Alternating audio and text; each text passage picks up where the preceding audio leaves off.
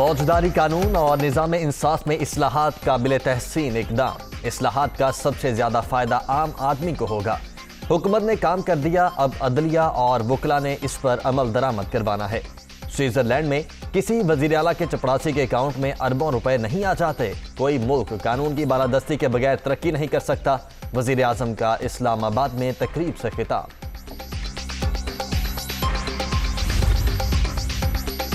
فوج اور حکومت کی سوچ میں اختلاف ہو سکتا ہے، مگر پیچ ایک ہی ہے۔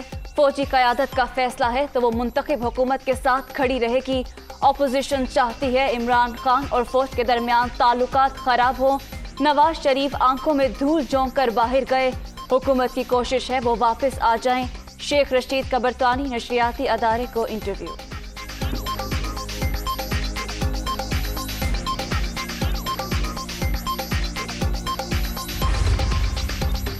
کراچی میں احتجاج کے دوران ایم کیو ایم کارکن کی ہلاکت۔ متحدہ کا یوم سوگ کا اعلان۔ جوائنٹ آرگنائزر اسلم کی نماز جنازہ 3 بجے ادا کی جائے گی۔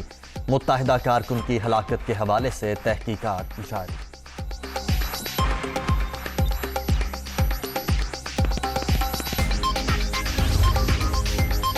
وزیر اعلیٰ سندھ کا ایم کیو ایم رہنما امین الحق کو فون۔ وزیر اعلیٰ ہاؤس کے باہر واقعے پر افسوس کا اظہار۔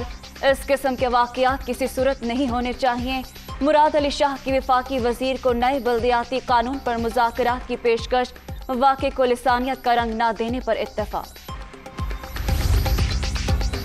پولیس تشدد سے صرف 3 افراد معمولی زخمی ہوئے۔ کارکن اسلم کی موت کے تعین کے لیے پوسٹ مارٹم کروایا جائے۔ شفاف تحقیقات میں کوئی ذمہ دار نکلا تو کارروائی ہوگی۔ M Q M press club کے باہر مظاہرہ کرتی تو کوئی مسئلہ نہ ہوتا۔ پی ایس ایل کی وجہ سے سیکیورٹی ہائی الرٹ ہے، نہ چاہتے ہوئے لوگوں کو منتشر کرنے کے لیے ایکشن لیا۔ سعید غنی کی میڈیا ٹاک۔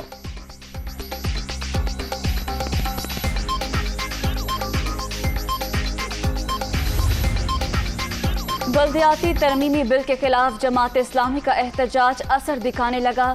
سندھ حکومت کے بیک ڈور مذاکرات میں پیش رفت۔ بعض اہم ادارے میئر کے ماتحت کرنے کا عندیہ۔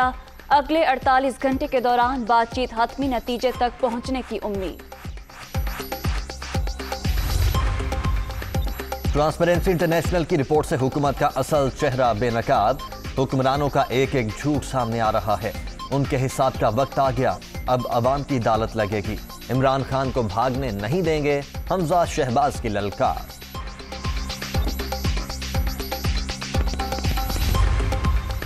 شوکت خانم کے پیسے کو سیاسی فنڈ میں بدلنے کا انکشاف انتہائی خوفناک۔ عمران صاحب نے خیراتی ادارے کو منی لانڈرنگ کے لیے استعمال کرنے کا جرم کیا۔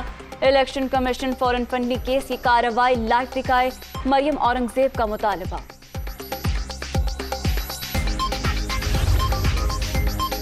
کورونا کی نئی لہر سے مزید 25 افراد جان سے گئے۔ اب تک 29,162 اموات۔ 24 گھنٹوں میں 7,539 نئے مریض۔ 13,93,887 شہری متاثر۔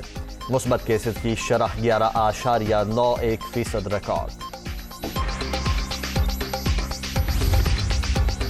پشاور میں کورونا کی 5ویں لہر کا زور۔ مثبت کیسز کی شرح 35.89% پر پہنچ گئی۔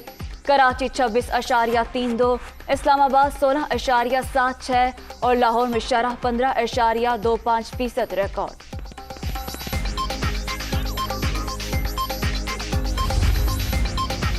پب جی گیم کا شوقین لڑکا ماں اور بھائی بہنوں کا قاتل نکلا۔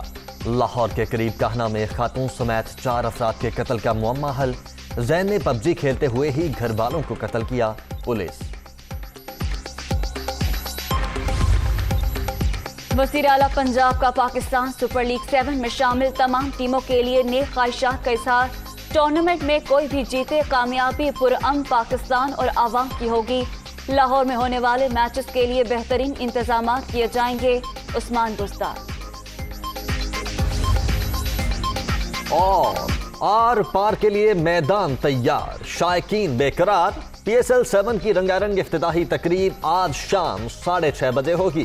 عاطف اسلم اپنی آواز کا جادو جگائیں گے، آئمہ بیگ دلوں کے تار چھیڑیں گی۔ پہلے میچ میں ملتان سلطان اور کراچی کنگز رات 8 بجے آمنے سامنے ہوں گے۔